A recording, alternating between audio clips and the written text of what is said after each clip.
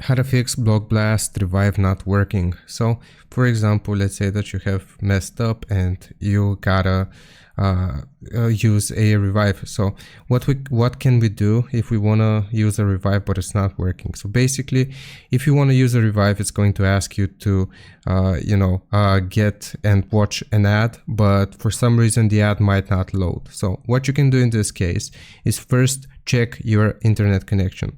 So if you're using your mobile data, you want to switch over to Wi-Fi, and if you're using Wi-Fi, you want to switch over to your mobile data. Now that's the first fix. If it still doesn't work for some reason, then what you can do instead is just close the app itself like that, and you want to completely exit out of the application itself, and then you will reload the app.